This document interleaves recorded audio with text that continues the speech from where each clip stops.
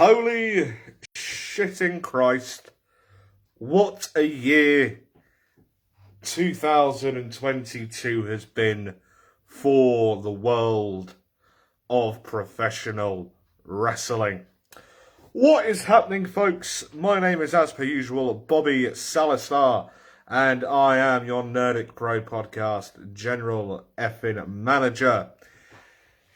Now, welcome to the Nerdic Pro Podcast's final live podcast of 2022. Notice how I say the final live podcast. This is because I've got a couple of podcasts on Spotify and Anchor that are going to be released over the weekend.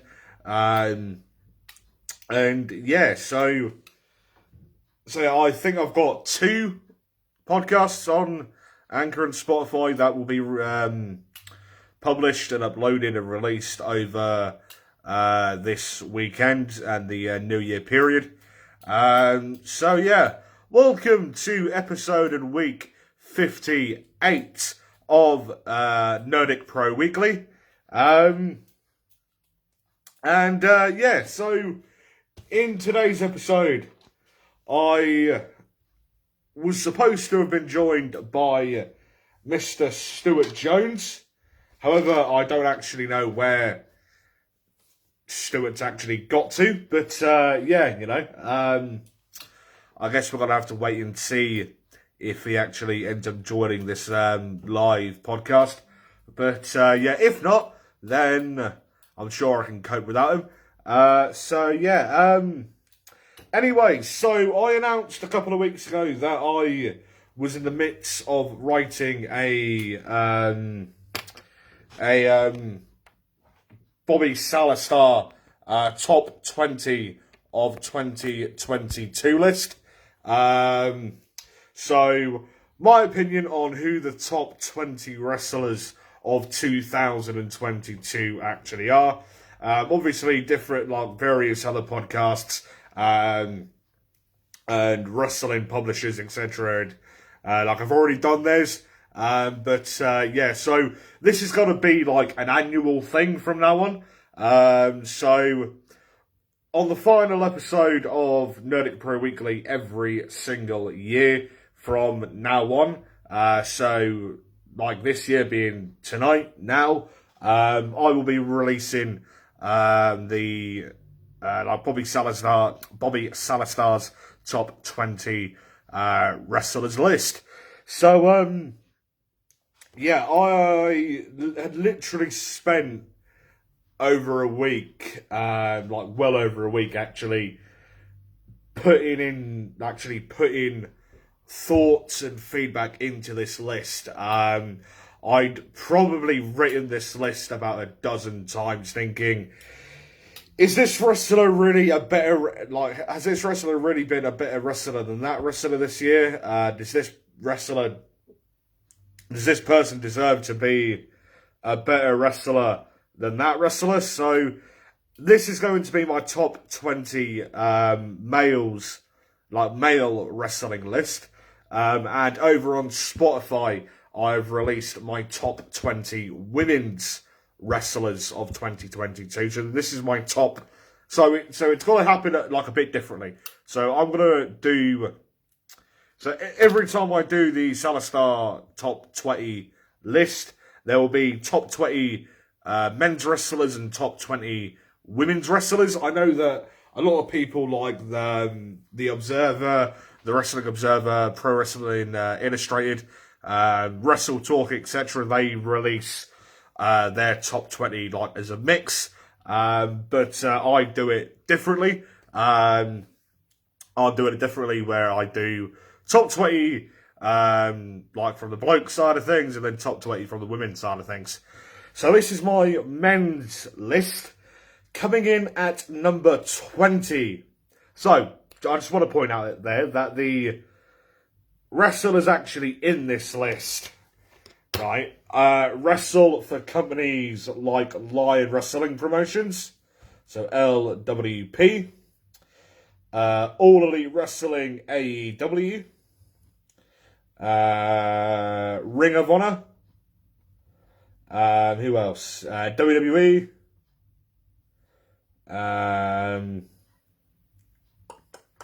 New Japan. PW, and I believe AAA is the other one. Now, I did announce that Pro Wrestling Noah would be one of them. Would be another company representative of this list, but it's the case of the two people that I was from Noah that I was actually going to put into this list were Keno and Kaito Kiyomiya. Both wrestlers who I think are fucking fantastic wrestlers. They're both multi-time 5-star representatives in the Salastar rating system. They both have several 5-star matches between them.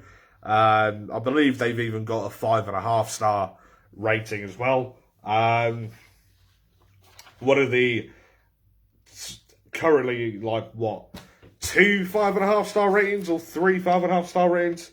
3 5.5-star ratings that actually go towards the Salastar rating system. So, yeah, I mean, I've rated about 250 matches so far. Literally, this is the thickness of notes and all that from all the Salastar ratings. Literally since the 25th of September this year, from when I actually kickstarted the Salastar rating system. And yeah, so anyway, so what was I saying? But yeah, Pro Wrestling Noah were going to be another company representative in this list. However, the two wrestlers that were actually from Pro Wrestling Noah who I had originally put into this list, as I'd said before, I've literally rewritten this list about a dozen times because 2022's been such an amazing year in terms of star quality, match quality. The storytelling side of things has been, throughout a majority of wrestling companies, has been absolutely fantastic, absolutely amazing. So yeah, kickstarting at number 20 is one half of the Young Bucks and 1/3 of the wrestling side of the Elite. None other than Mr. Matt Jackson. The reason why I've put Matt Jackson in the list at number 20 is because obviously him, Nick, and Kenny, and God knows how many other people spent some time away from wrestling, from All Out or Brawl Out to Full Gear, which was obviously start of September to middle of November, which is quite a while to be out of pro wrestling and still expect to be in like the main sort of part of a top tier list. I couldn't really rate Matt any higher. I personally am more of a fan of Nick Jackson than what I actually am Matt Jackson, as I think that Nick Jackson has got the better charisma, the better technical side of things than what Matt Jackson actually has. So yeah, representing AEW, Mr. Matt Jackson. Now, coming in at number 19 is a man who I know very, very well, representing Lion Wrestling Promotions, the LWP Lion Wrestling Promotions Commissioner, the Lion Aaron Sharp. Now, Aaron, he is one fantastic wrestler. I'm not saying this because, you know, it was Aaron that actually brought me into the business in terms of being a referee. I'm not saying that, right? I'm saying that because in the handful of matches that I've actually seen him, he's, especially this year, right? They've been absolutely superb. I refereed his match against Steve Sykes at Boston, at the Boston Gliderdrome back on Saturday, October 1st, which, in terms, like, I would put that match up against any other match that actually took place in the UK this year. I would quite happily, I will say that again, I will quite happily put Aaron Sharp versus Steve Sykes, Aaron the Lion Sharp versus the real deal Steve Sykes at Wrestle War on Saturday, October 1st, 2022, against any other British wrestling match that took place, that has taken place over the past 25 years. Right, not just this year, over the past 25 years.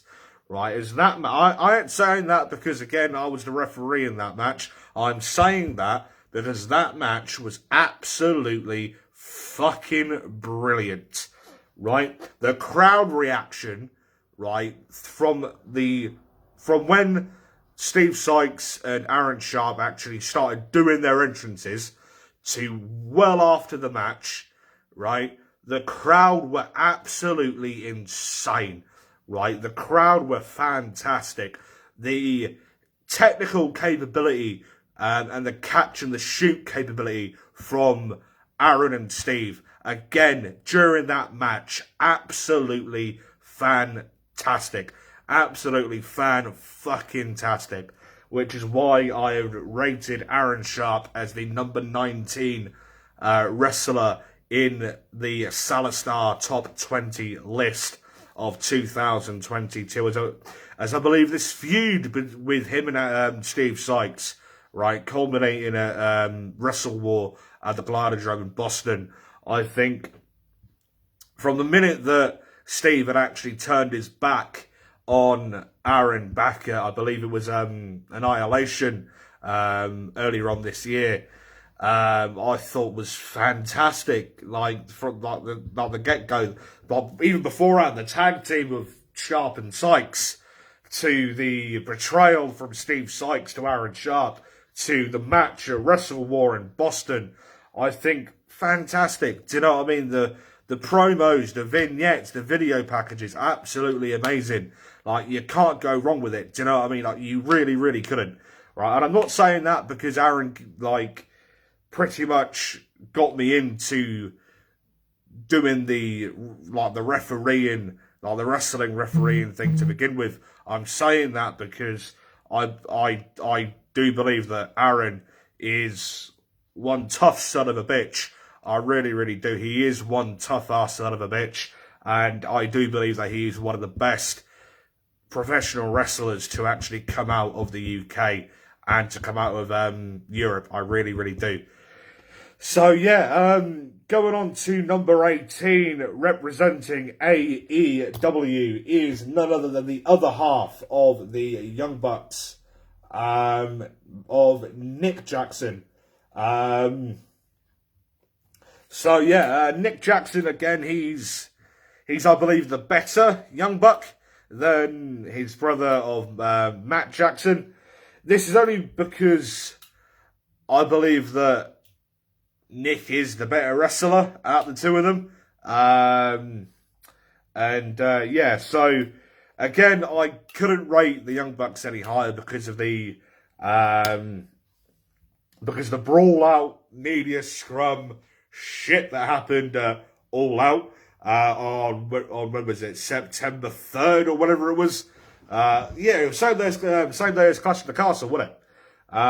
So Saturday, September 3rd. I was going to say, because I remember the Friday going up to Cardiff to Clash of the Castle and speaking to the fellas actually in the car, on the way up there, saying, "Oh yeah, it's all out." Like I can't remember who said it because I don't think it was me. Might have been, but someone mentioned that he was all out the next day, and I thought, "Oh shit, yeah." And so. Anyway, number 18 I've got is Nick Jackson. Number 17, also representing All Elite Wrestling, is former 3-time AEW World Champion. No, it ain't, not yet. that's the one afterwards. So, number 17, former AEW World Champion, is Mr. Cowboy Shit, Hangman Adam Page. Again, I'm a massive Adam Page fan. I just believe, I look at it like this. Obviously, he spent the best part of a couple of months out due to a concussion. He spent, literally, he came back from, like, the brawl-out post-show fight escapade that happened after All Out. And literally came back and literally after a fortnight had a match against John Moxley and ended up leaving because of a concussion, do you know what I mean? And ended up being put on the sideline due to a concussion. So, yeah, what a way to go.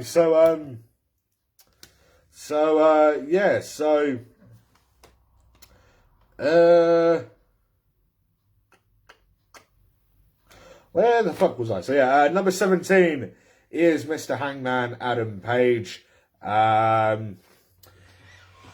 Looking at Adam Page's year, I mean, he had a somewhat decent feud with CM Punk over the AEW World title. Lost it to CM Punk and never really picked up from that, like, world title, like, momentum, if you know what I mean. Like, he never really put himself, like, he was never really put back in the world title picture because obviously he was what? April, May, June. Like, when was Forbidden Door? June? And yeah, like, there were a few, because it was Forbidden Door, because it was between Double or Nothing and Forbidden Door where Punk actually got injured, as he was AEW World Champion. And he was obviously out for, like, quite a while. But, yeah, so when it comes to Adam Page, he never really cemented back into the world title picture from Double or Nothing. And he's not really been back in that picture because obviously he's spent quite a lot of time away due to injury and due to suspension as well. Yeah, so obviously you can't really put someone in the top 5 who's literally spent the best part of like quarter of a year away because of injury and suspension, etc.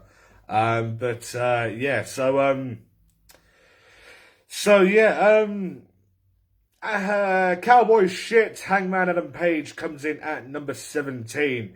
Now, number 16. A lot of you are going to ridicule the fuck out of me when I actually announce this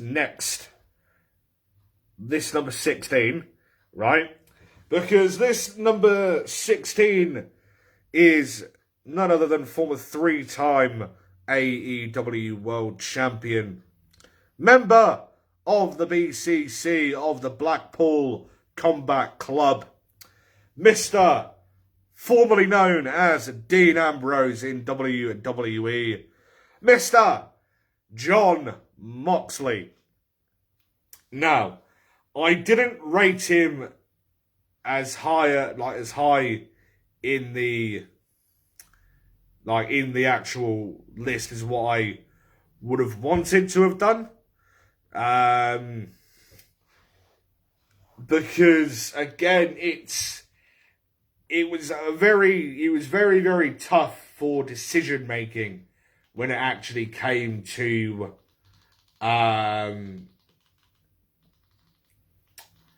actually putting in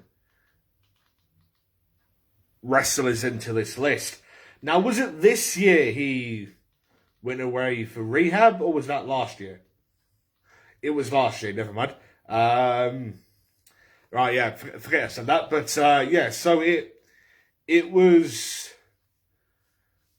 great to some extent, the formation of the Blackpool Combat Club. It's just the whole repetition thing with the Jericho Appreciation Society. That's been going on pretty much since the latter part of Forbidden Door, right? Because it wasn't that long after Forbidden Door we ended up seeing the formation of the Jericho Appreciation Society, and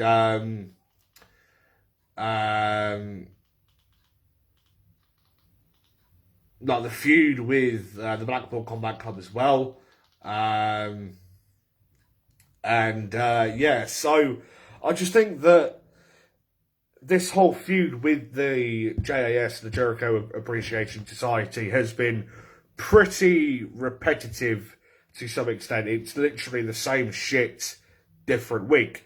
Do you know what I mean? And so I just think that it's literally the case of, I'm not a fan of repetition when it comes to wrestling. If it is literally same shit, different week, or similar shit, different week, that's what's going to turn me off the product, because it's like, again, I'm not a fan of repetition. I've said that no end of times here on the Nerdic Pro podcast.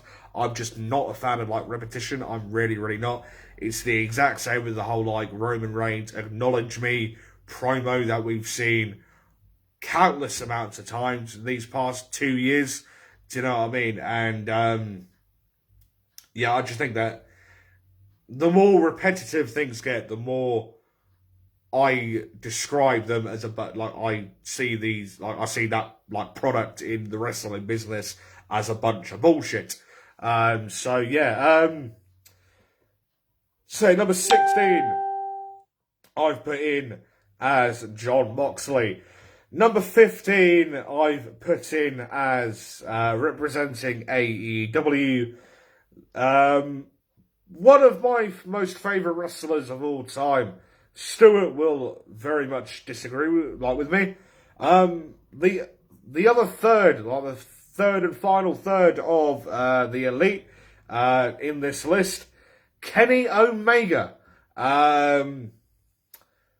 Now, unless any of you have been living underneath a bridge who say that you regularly actually listen and view the Nerdic Pro podcast, I am a very, very big Kenny Omega fan, and I have been for quite some time. If you want to ask about Dave Meltzer's star ratings to Kenny Omega and the Elite, then if you look back on various different podcasts here on the Nerdic Pro podcast, then you'll see why on how I think that Dave Meltzer is so up the Elite's arse, or the Elite is so, the Elite is so far up Dave's arse, the fact on how he keeps giving them 5-star matches and they keep getting 5-star matches out of Big Uncle Davey Meltz. Number 15, again representing AEW, Mr. Kenny Omega. Again, he was gone for a big portion of this year due to injury, but I think since his comeback into AEW, the Trios tag match that he had All Out for the Trios titles against the representatives of Dark Order, I thought was fucking fantastic. Again, obviously that same night he ended up getting suspended. But he returned a couple of weeks beforehand for the Trios title tournament. So I do think that it was a shame that he wasn't at Forbidden Door, because again, he's former he's a former New Japan wrestler himself. He's a former was he leader? I'm still not 100% on it. Was he a leader of Bullet Club? I don't actually know that. How sad. But I think that in the time that he's been back, he's, in my opinion, him and the Young Bucks together haven't actually put on a bad match. I think the Trios tag title tournament leading up to All Out, I think a couple of them could have been better. But I think this whole best of 7 series with Pac, Rey Fenix, and Penta El Zero Miedo, I think the matches have been absolutely fucking amazing. I've not actually yet seen the one from last night. I do, however, know the result of that match, though. The Elite have now equalised the best of 7 series to make it 3-3. So we are going into a decider in 2 weeks' time. The reason why it's 2 weeks' time and not next week is due to the fact that now Kenny Omega has to be at Wrestle Kingdom, and like in the same sort of time frame that Wrestle Kingdom's actually taking place. So, again, I'm a massive Kenny Omega fan. I'm a massive fan of the Elite, and so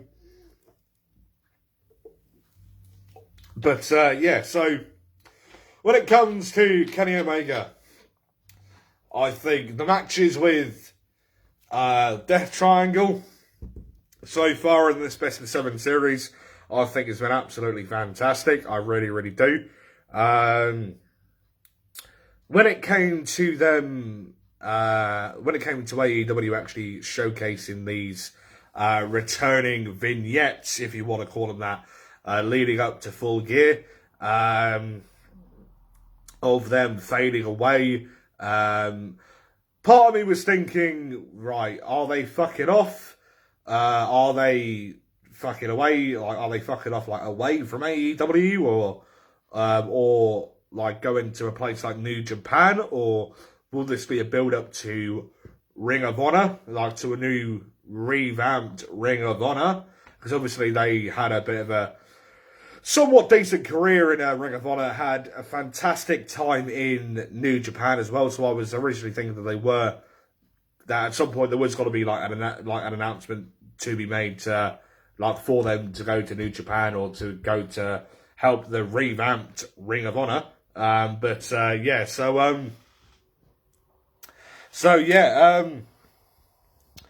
Other than that, so number 15 representing AEW is Mr. Kenny Omega.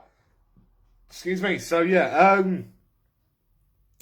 Number 14, I've got down the first representative of the World Wrestling Entertainment, WWE, is one half of the undisputed WWE Tag Team Champions and one half of the Usos, Mr. Jimmy Uso. Now, I've not been the biggest fan of the Bloodline for the most part of this year. I would only say I've actually been somewhat of a fan of the Bloodline this year is pretty much this side of Survivor Series, this side of the whole Kevin Owens, like the whole involvement with Kevin Owens, as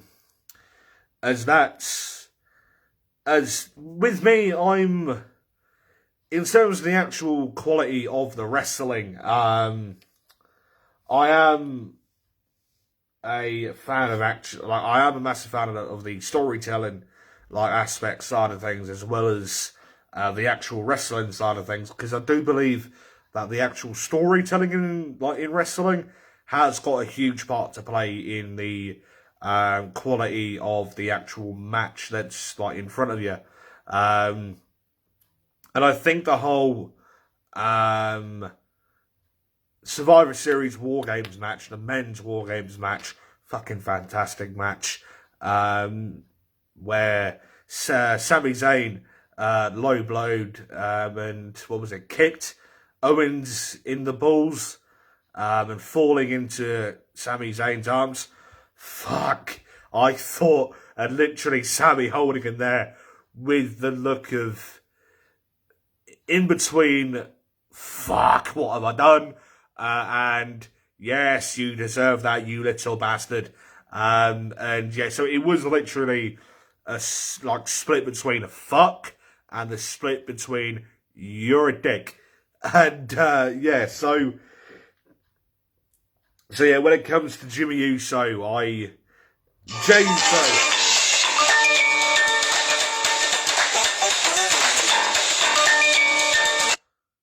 Sorry, just had a phone call.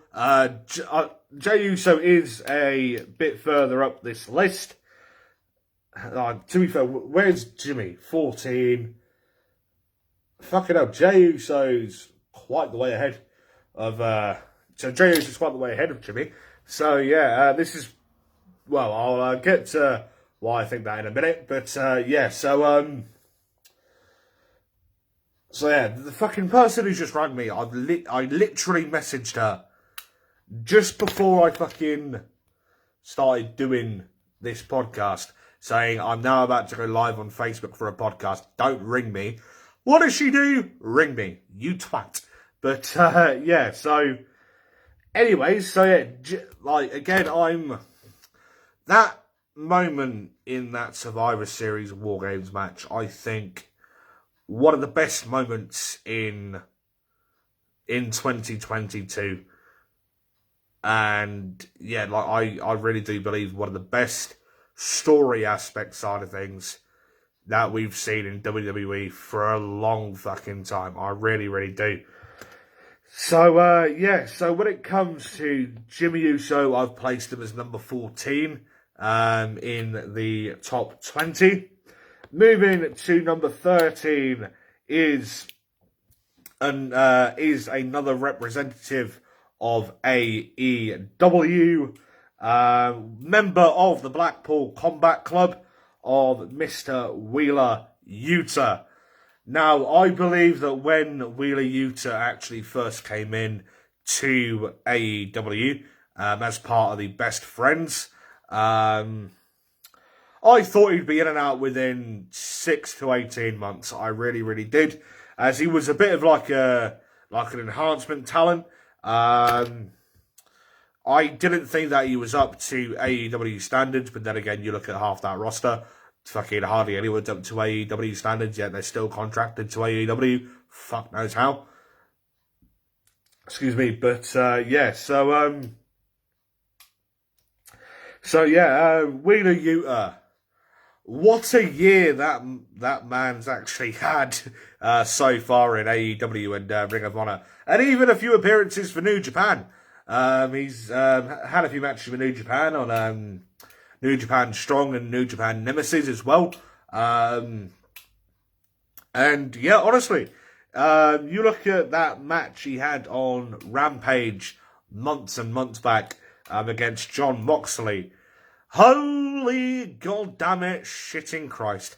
What, like, I'm pretty sure that a majority of you who are AEW fans, this was literally just before Wheeler Yuta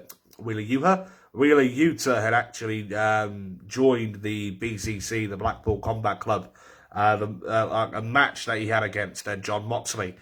Holy shit. What a match. What a fucking match. The technical charisma from Wheeler Yuta being showcased in this match against Jon Moxley. And yeah, like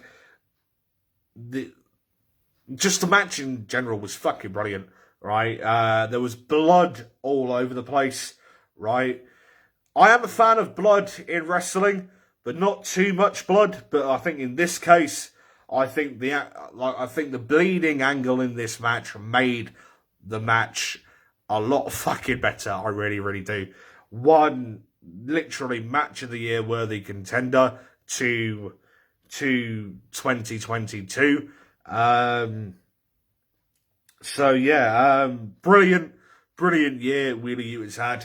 Obviously, the Ring of Honor Pure Championship, this whole thing with Daniel Garcia, with the pro wrestler versus sports entertainer thing that he had going on in Ring of Honor, and all that. I mean, just absolutely incredible. Absolutely fan-fucking-tastic. So, yeah, number 13, Mr. Wheeler Yuta from the Blackpool Combat Club. So, moving down the list to number 12, the first representative of New Japan Pro Wrestling. Unfortunately, now former member of Suzuki-gun, as recently Suzuki-gun are no more. Shit, this is a podcast for another day when it comes to Suzuki-gun, but I, for many years, was a massive fan of your Minoru Suzuki's, your Taka Michinoku's, your Lanchart, your Minoru Suzuki's, your El Desperados, your Tai Chi's, your Lance Archers, your Taka Michinoku's, your Zack Sabre Juniors, etc., who is actually number 12 in this list, Mr. Zack Sabre Jr., one technical fucking bastard when it comes to professional wrestling, a man who I would place money on being one of the best technical wrestlers in the world currently, if not the best technical wrestler in the world. Someone who I've unfortunately never actually had the pleasure of seeing live in person, but it would make my day if/when I actually do.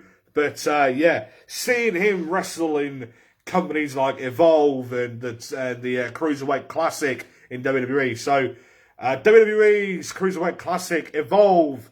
I know he had a bit of a stint in Noah, didn't he? Pro Wrestling Noah.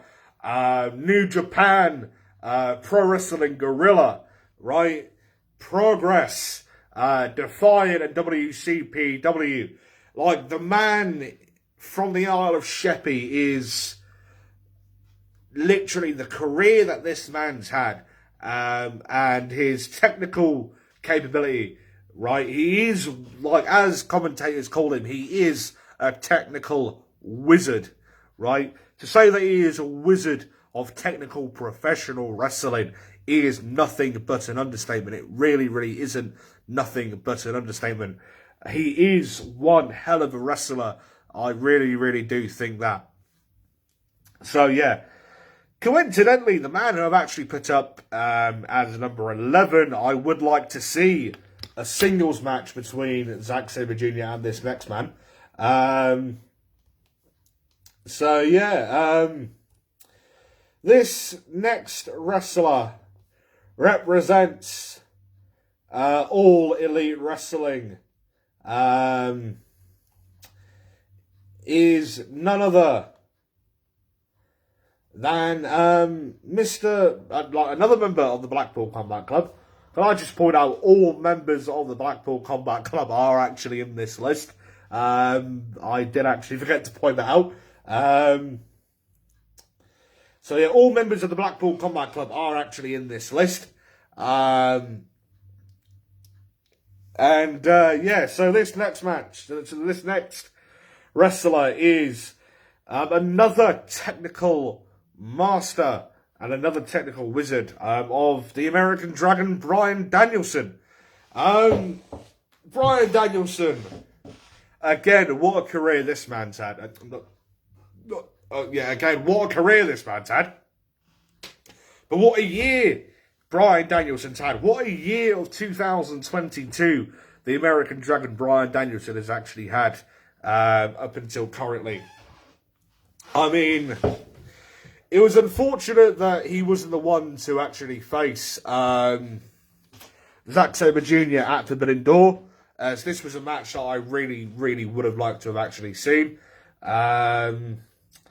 And honestly, like, I don't know whether or not it was a sort of like a work to bring in Claudio Castagnoli, but yeah, like because of his injury.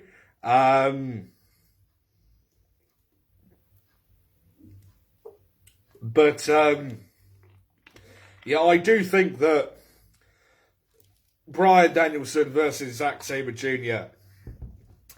had the capability, or has got the capability, to be a better match than Zack Sabre Jr. versus Claudio Castagnoli, because yes, Claudio is a very, very good technical wrestler. I just believe that Bryan Danielson is a better technical wrestler than Claudio Castagnoli. Hence why I think that Bryan Danielson would have made for a better fit to actually have been in that match at Forbidden Door to take on Zack Sabre Jr. So, yeah, so Bryan Danielson, number 11. Number 10 currently represents two companies. I don't know whether or not he still is, but I know at Triple Mania 30 on the April whatever edition of Triple Mania this year, he ended up winning I believe it was a 5-way match, a match that I actually rated 5 stars. Very, very fucking good match as well. Ended up winning the AAA Latin American Championship, and the Cruiserweight Championship as well.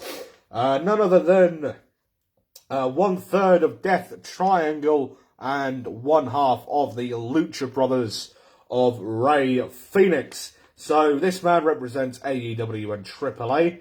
I believe he's the only AAA wrestler on here.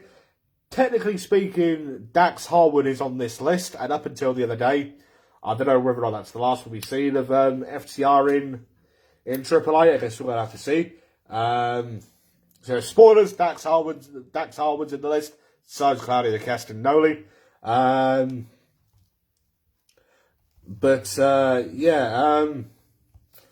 Rey Fénix. I'm not the biggest mark when it comes to luchador styled like Mexican wrestling. As I'm a fan when it comes to all like the flippy dippy scrambled egg shit, but like the flippy dippy scrambled egg pancake making shit. But I'm not the biggest mark when it comes to that, but I do believe that Rey Fénix and Penta El Zero have had brilliant 2022s. Was it this year they had the reign with the AEW tag titles?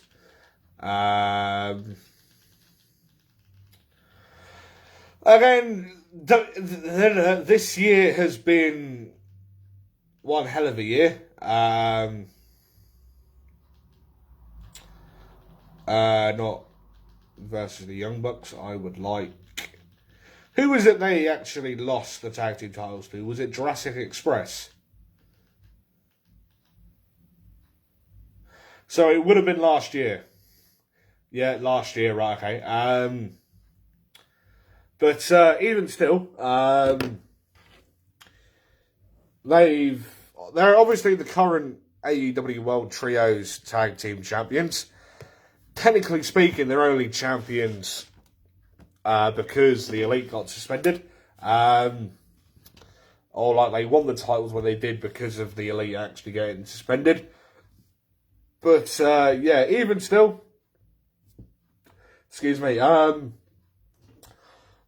as I said, I'm not the biggest mark when it comes to the high-flying, flippy-dippy, scrambled egg, fucking pancake-making shite. But I think that, obviously, the Lucha Bros are two wrestlers that I've been following back since the Lucha Underground days. Do you know what I mean? When fucking Ricochet was known as Prince Puma. Do you know what I mean? This was going back 4 or 5 years ago now. During the Lucha Underground days, and I've never watched a lot of Mexican wrestling, so I don't really watch a lot. I don't watch a lot of AAA. I don't watch CMLL. Do you know what I mean? Like, I have watched CMLL previously, but I don't on a religious basis. I've literally not watched a CMLL vignette, if you want to call it that, in literally talking 8-9 months now, but like if not longer, but I do watch occasionally matches from AAA. I do still go back to quite a lot the Lucha Underground days, and because I do think that Lucha Underground were very, very good into introducing people to the Mexican luchador style, let me rephrase that. I think Lucha Underground had a USP, like a unique selling point of introducing fans that have probably never watched Mexican wrestling or don't watch a lot of wrestling full stop, into introducing them to the Mexican style luchador wrestling. I think that was a really big USP, unique selling point to Lucha Underground, that they were good into introducing fans into Mexico. They were good at introducing fans to the luchador technical style of professional wrestling. Which, yeah, like that they got me into Mexican, like they got me into Mexican wrestling. Because literally up until me watching Lucha Underground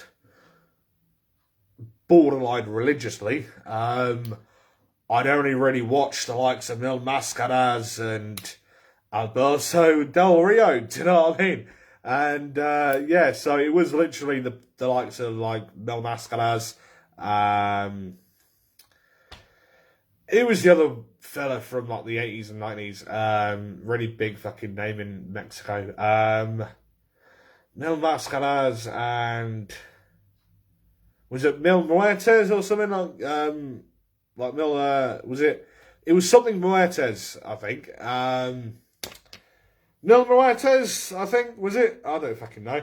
But yeah, Mil Mascaras was a fellow who I, again, like, had a bit of a following back, like, 7-8 years ago. But never really got into the Mexican scene like that because of the likes of Mil Mascaras, Alberto Del Rio, etc. But yeah, so... But yeah, so Ray Phoenix again, he's had one hell of a year. So's Penta, El Zero Miedo and Pac, but unfortunately he's the only member of Death Triangle that's actually in this list. Yeah,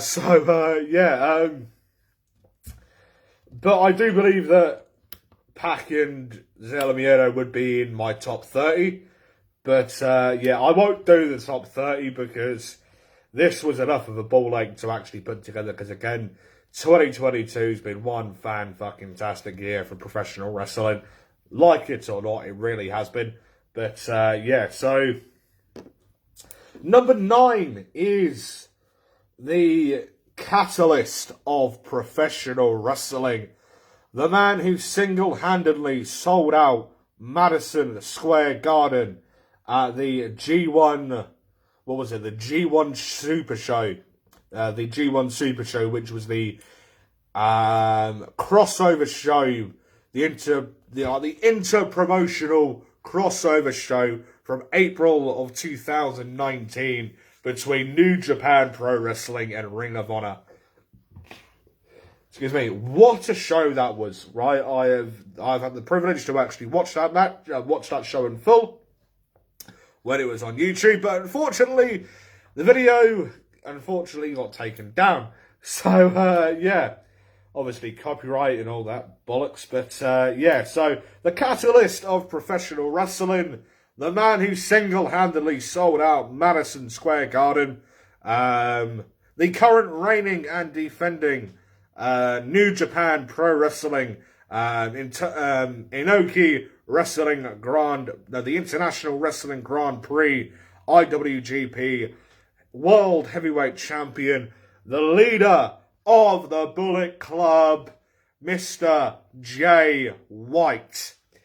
Again, I think the matches that Jay White had against the likes of Kazuchika Okada this year for the IWGP title, were at Dominion earlier on this year when Jay White had actually beaten Kazuchika Okada for the IWGP title. I think that match was splendid. I really, really do. Couldn't really complain about that match. I think the Bullet Club's standing in Impact Wrestling, I think, was good. I think the whole Death Before Dishonor, the whole...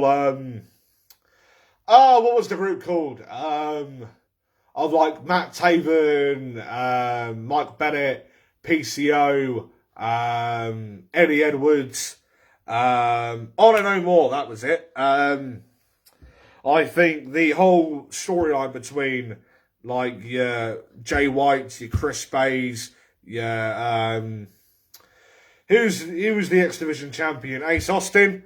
As well, of the Bullet Club, I think was very, very good. I think some of the matches that they put on were really, really good matches.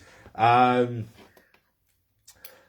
yeah, so So yeah, Mr. Jay White, again, he's had a very, very good year. Like, obviously ended up picking up the victory to become the first ever Grand Slam champion in New Japan Pro Wrestling history.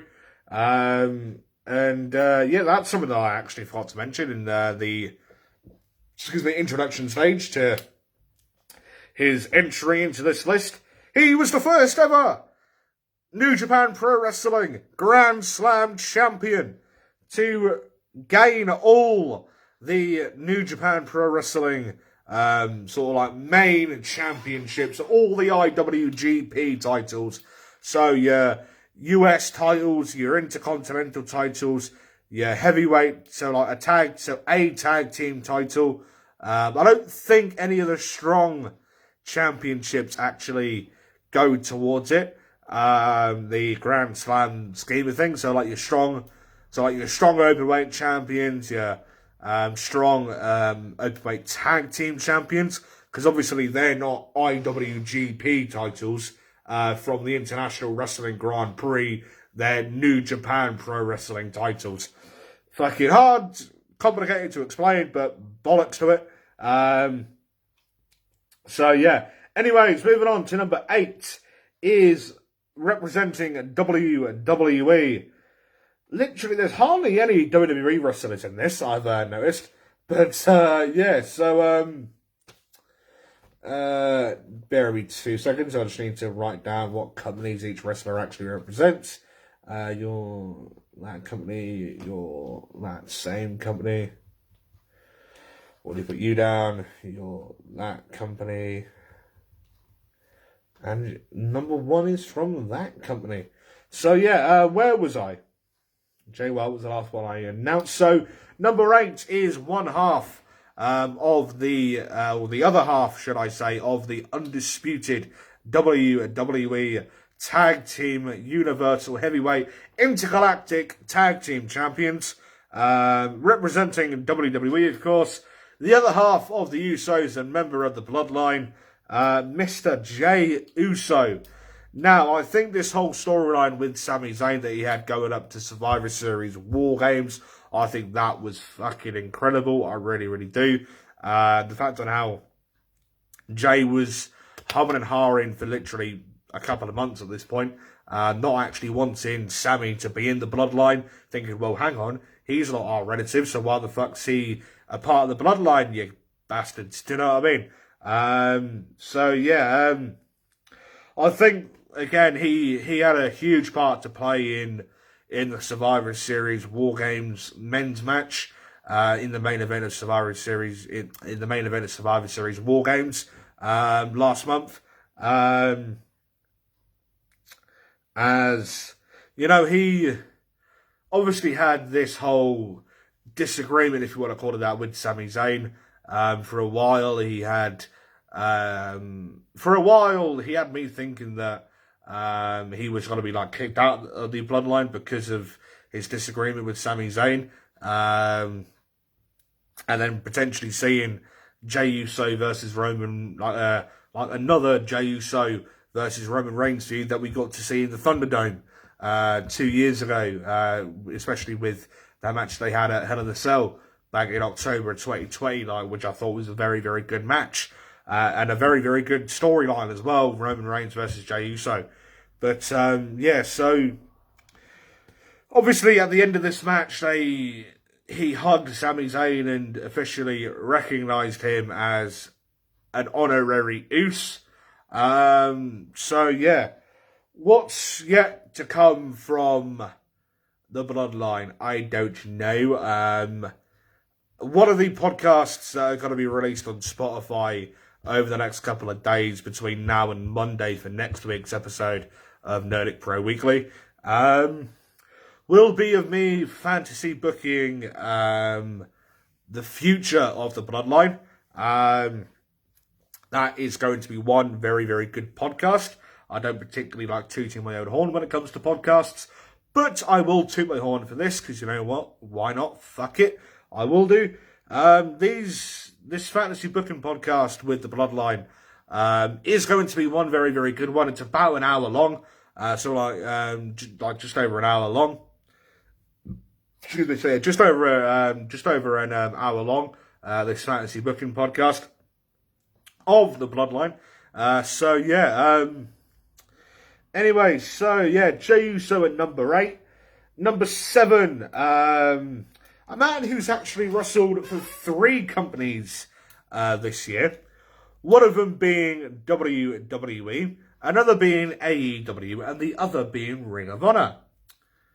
This man has had 2 and is currently in his 2nd Ring of Honor World Championship reign. You've got it, the 3rd member of the Blackpool Combat Club. The 4th member of the Blackpool Combat Club, sorry. And the current Ring of Honor World Champion, Claudio Castagnoli, formerly known as Cesaro in WWE. The reason why I put him as number 7 is I think that really you has been the most consistent this year, but I do believe that Claudio's put on the better star quality matches than Jon Moxley, Bryan Danielson, and Wheeler Yuta. I just think that he's a tiny bit better than Jon Moxley, than Wheeler Yuta, and than Bryan Danielson as well. Because you look at the matches that he's had at the 2 Ring of Honor shows that have been put on so far. When he's won the Ring of Honor World title obviously lost it and won it from Chris Jericho and to Chris Jericho. I think that had a big part to play in why he's actually so far high up this list, because again, he's one fantastic wrestler. I think the whole Spinneroonie thing at Final Battle a couple of weeks ago, I think was fantastic. So yeah, number 7 is Claudio Castagnoli. Number 6 is representing New Japan Pro Wrestling, a man who currently actually has a 4 3/4 match, a 4.75 match in the Salstar rating system of former multi-time New Japan Pro Wrestling IWGP International Wrestling Grand Prix Heavyweight Champion of the World, Mr. Kazuchika Okada. Again, he's had a very, very, very, very good year, right? Didn't he win the IWGP title at Wrestle Kingdom earlier on this year, just to then lose it to the catalyst of professional wrestling, the man who single-handedly sold out Madison Square Garden back in 2019, the catalyst of pro wrestling, Jay White. Even still, the matches that he's had with the likes of Jay White, Will Ospreay, etc., and the fatal 4-way match for the IWGP title at Forbidden Door, because literally Dominion had happened like a couple of weeks before Forbidden Door, which I thought timed out perfectly, because I thought, get Dominion out of the way, because when they were currently like in the booking phase of Forbidden Door, I thought, I think at this point Dominion was already announced, the dates were settled, and the match between Jay White and Kazuchika Okada for the IWGP title had already been announced. So I thought Tony Khan and the president of New Japan, I don't actually know the fella's name, but I thought, just get Dominion over, let Dominion be over and done with first before you actually consider the date for Forbidden Door. Just let Dominion have 2 weeks of recovery, 2-3 weeks of a recovery period between Dominion and Forbidden Door, just because of that Okada Jay White match, because I just wanted that match to be out the way before Forbidden Door, because then that way I could have, I think that having Dominion out the way, you could have fantasy booked a bit better, do you know what I mean? Because if you had a very, very big match at Dominion, like Jay White and Okada, being at Dominion was already like announced. You couldn't really book Forbidden Door and then follow up to Dominion because it's like, well, why bother? Do you know what I mean? Because I think that having the impact from Dominion would have made Forbidden Door better. Like I don't think the impact from Forbidden Door would have been good. Would have been good. Going into Dominion, I think that the impact from Dominion was better going into Forbidden Door. Do you know what I mean? So yeah. So number 6 is Kazuchika Okada. Number 5 is representing the WWE, Mr. Kevin Owens. And the host of the KO show. This podcast has now been going on for literally an hour now. So yeah, I've literally been going over this for an hour. Holy fuck. So number 5 representing WWE is Mr. Kevin Owens.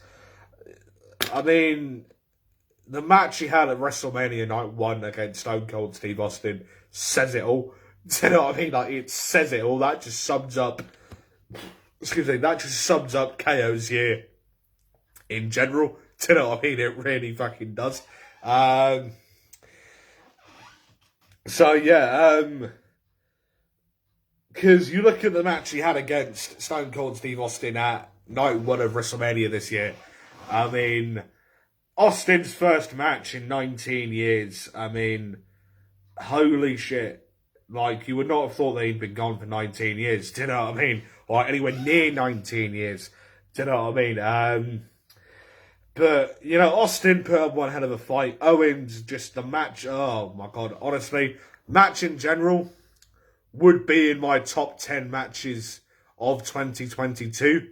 By far. Would be one of the best matches to come out of 2022. Not one of the best matches of all time.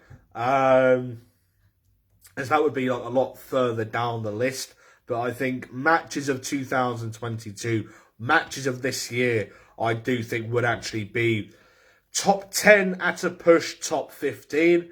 Yeah, so Kevin Owens, again, this whole Sami Zayn and the Bloodline storyline that's going on, it's been fantastic. The whole thing with Seth Rollins being tag partners or temporary tag partners, do you know what I mean, which literally went fucking nowhere, I think was incredible. I think this whole thing in the build-up to WrestleMania Night 1 with Steve Austin, him being like a hater on Texas, and yeah, so him disliking the state of Texas in the United States of America, in the US of A.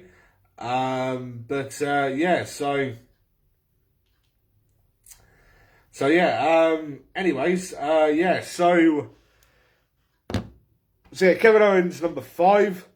Number 4 is another representative of WWE.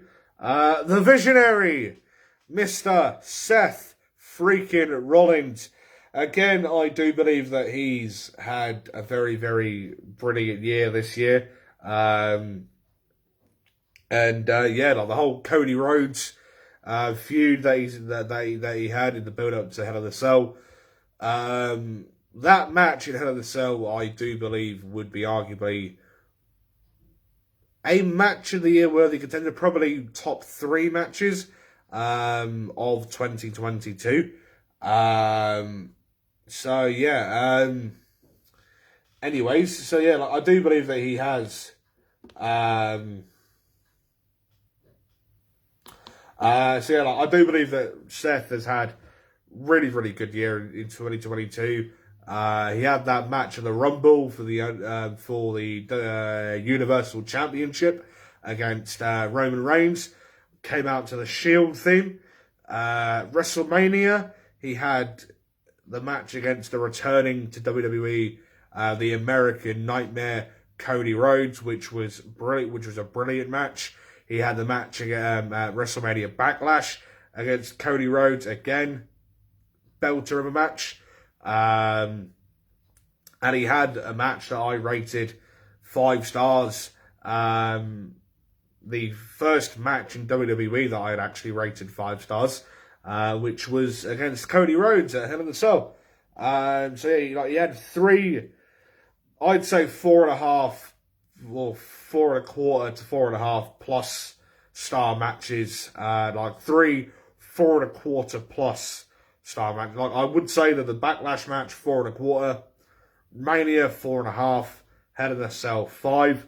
Obviously, the Hell in a Cell match is an official star rating, but I would need to go back to like recollect my mind of the actual matches. Yeah, the matches that he had against Cody Rhodes were absolutely fantastic. This whole thing with Matt Riddle, I think, were amazing. Like this whole feud with Matt Riddle, I think, was amazing, and this whole thing going on with Austin Theory and Bobby Lashley, again, I think brilliant. So yeah, we are now going into my top 3 wrestlers of 2022. Now, again, very, very, very, very hard to actually pick my top 3 wrestlers for this year. 1 hour and 6.5 minutes. Christ. That this stream's been going on for. But, yeah, I mean, this card, I mean, this, the 1, 2, 3, 4, 5, 6, 7, 8, 9, 10, 11, 12, 13, 14, 15, 16, 17. The 17 wrestlers that I've named so far. Again, I've written this list out so many times. As I said, at least a dozen times. Because it's been such a good year. So many people deserve to be in the top 20. I just can't put them there because it's like, this person's borderline had a better year than that person. This person's a bit further up the list than this person because of this moment and that segment and that vignette and that match and that promo and that fucking storytelling part of it and that fucking F-bomb from fucking, what's his face, fucking Ace Steel, going up to All Out, the prick. But, yeah, so, anyways, number 3. He represents All Elite Wrestling, AAA, New Japan Pro Wrestling, and Ring of Honor. Just recently lost the AAA Tag Team titles. Like, side rant. Dax Harwood and Cash Wheeler lose the AAA Tag Team titles to, who was it, Dralistico and Dragon Lee, wasn't it? Right? Dragon Lee announces just after this match, he signed a contract with the WWE. Why bother putting the titles on Dragon Lee and Dralistico? Why not put it on fucking Dralistico and Roosh, for instance? Put it on him, right? With Dralistico or fucking whoever the fuck it was that Dragon Lee won the tag team titles with. Dralistico, I don't know if it was Dralistico, fucking put it. Replace Dragon Lee with someone like Roosh or something, right? But why bother having somebody who's going to announce that they just signed with WWE? Surely it would have been better for them to lose the match and then announce that he's signed with WWE. Just why?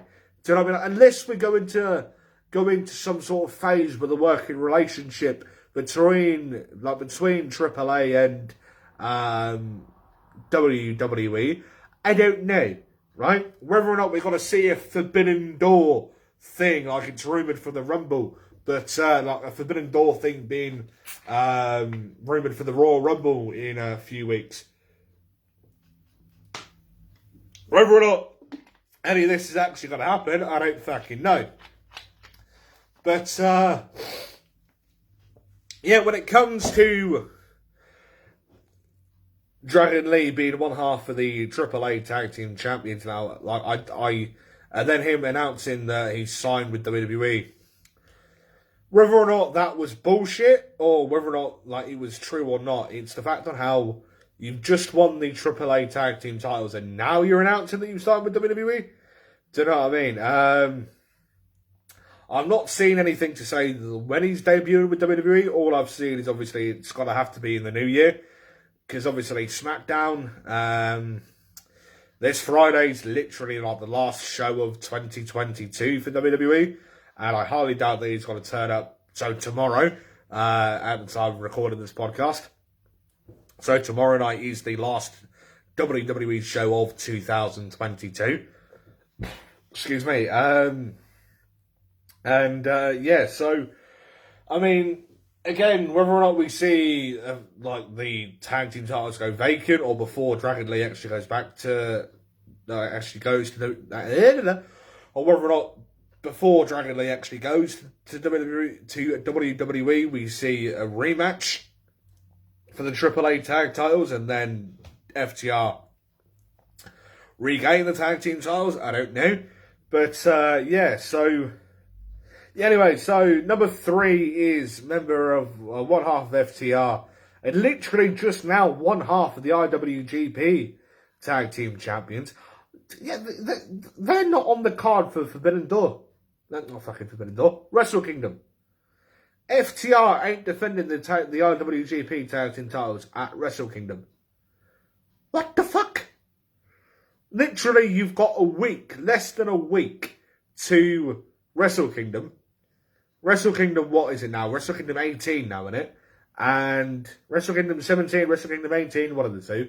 And we've still not got a IWGP Tag Team title match. I mean, how? I mean, the Junior Heavyweight Tag Team titles are on the line. The Junior Heavyweight Singles title is on the line. So why are FTR not defending? Probably because it coincides with like a Dynamite or something. I don't fucking know. But even still, anyways, Dax Harwood of FTR is number 3. Number 2, representing the WWE, is the honorary Uce, Mr. Sami Zayn. And I'm saying that he's number 2 because I do believe that he has had one absolutely fantastic career. Not career, but one absolutely fantastic year this year in WWE. I think it's been amazing. I really, really do. To be fair, the whole thing with Johnny Knoxville and Jackass, I think was actually fairly decent, to be fair. But, you know, a lot of people have said that it's like in their top 10 matches this year. Personally, no. Like, it wouldn't be in my top 10. It would have been in my top 20, probably not top 30 matches from, probably 25 to 35 in that, probably not the 25 to 35 range of matches this year. But, yeah, so yeah, and this whole thing with the Usos and Kevin Owens and the Bloodline, I think has been absolutely incredible. The storytelling aspect side of things and the actual wrestling caliber side of things, I think has been absolutely incredible. I really, really do. And yeah, so number 1 in the first annual Salistar Ratings Top 20 Male Wrestlers of the Year. Drum roll, please.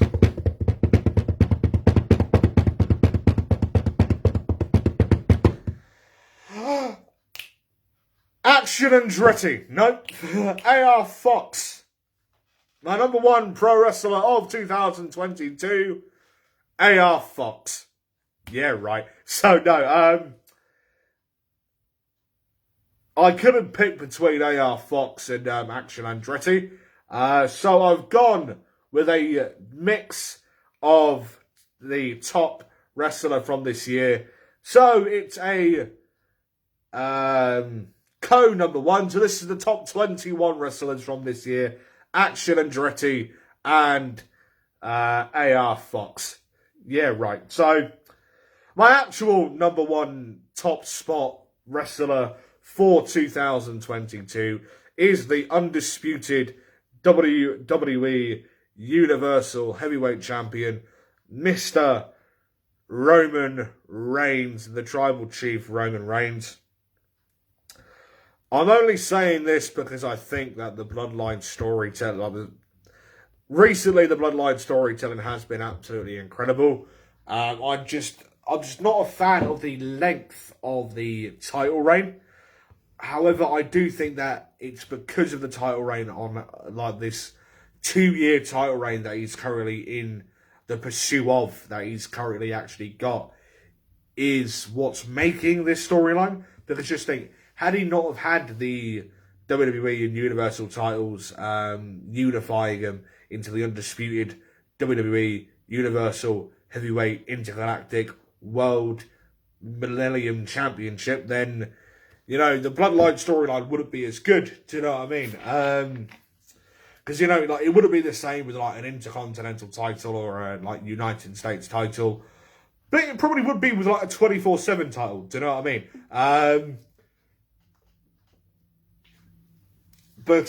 Yeah, so yeah, number 1, Roman Reigns. Yeah, like, I think it's because, obviously, Bloodline, it's been incredible. I think the Survivor Series thing, the Survivor Series match, post-Survivor Series has been absolutely incredible. I really, really do think so. So, yeah, there are some wrestlers that are not in this list. You'll think, how come he's not in there? How come he's not in there? How come he's not in there? Other notable wrestlers would probably be the likes of Josh Alexander, the likes of El Hijo del Vikingo from AAA, so Josh Alexander from Impact, or TNA. Excuse me. Other wrestlers like El Hijo del Vikingo from AAA. Jacob Fatu, I had actually put in a list. I think I put him in at number 20 in like one of the other lists, but this is the list that I went with as my official 2022 list. Jacob Fatu, who is funnily enough a Bloodline relative. I'm not sure what sort of I'm not sure what relation he is to specific people in wrestling. I think he might be the son of Umaga. I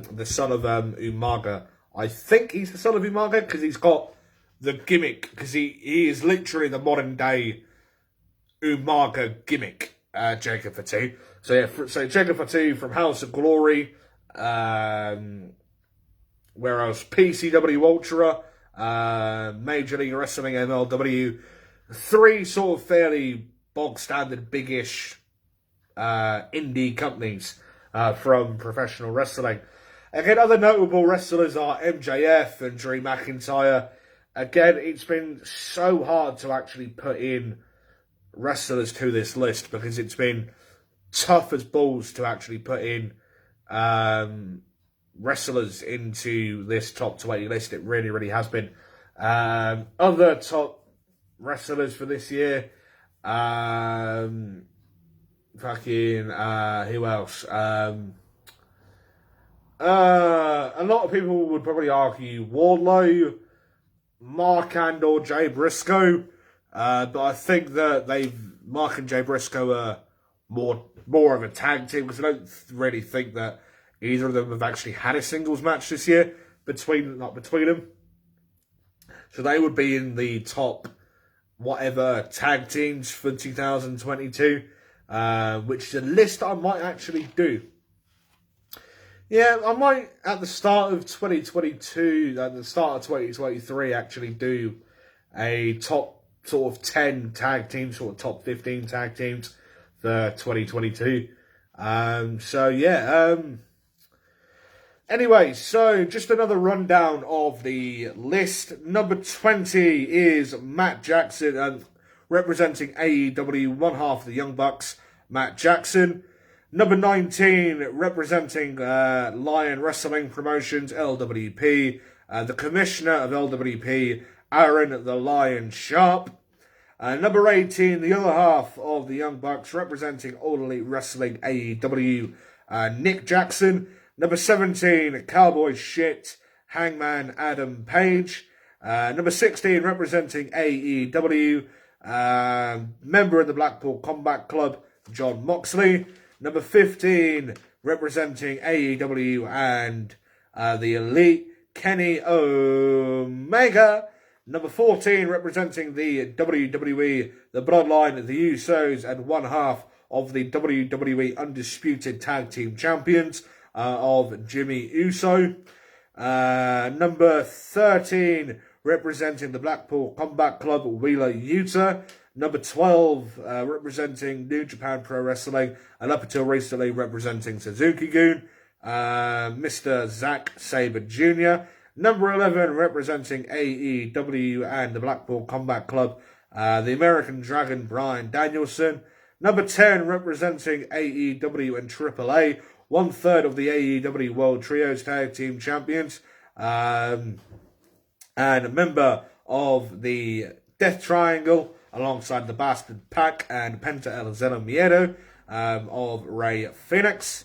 Number 9, the catalyst of professional wrestling, the leader of the Bullet Club, and the reigning defending IWGP World Heavyweight Champion, the catalyst of professional wrestling, Mr. Jay White. Number 8, representing WWE, the other half of the Usos, member of the Bloodline, and the other half of the undisputed WWE Tag Team Champions of Jey Uso. Number 7, member of the Blackpool Combat Club. He had wrestled for WWE at the very start of this year, representing AEW and Ring of Honor, the current Ring of Honor World Champion, a member of the Blackpool Combat Club, Claudio Castagnoli. Number 6, representing New Japan Pro Wrestling, Kazuchika Okada. Number 5, representing WWE, KO Kevin Owens. Number 4, representing WWE, the visionary Seth freaking Rollins. Number 3, so Seth Rollins was number 4. Number 3, representing AEW, AAA, New Japan, and Ring of Honor, one half of the now IWGP Heavyweight Tag Team Champions, and one half of FTR, Fear the Revolt, Fuck the Revival, of Dax the Axe Harwood. Number 2, representing the Bloodline, the Honorary Use, the Usi Honorary Use, I should say, Mr. Sami Zayn. And number 1, the WWE Undisputed World Champion of the Tribal Chief, Roman Reigns. So far, this has taken me 1 hour and 23 minutes and 20 seconds to fucking go through this list. Holy fuck. It's taken me nearly an hour and a half to fucking go through these top 20 wrestlers. Holy shit. Well, I did not think it would take anywhere near that long.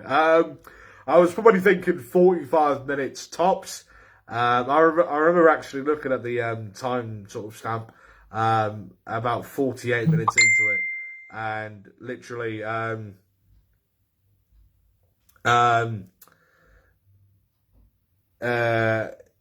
like 48 minutes into it, and I thought, yeah, I'll be done in a minute. And I think at this point I was probably up to, I think, Zack Sabre Jr., I think.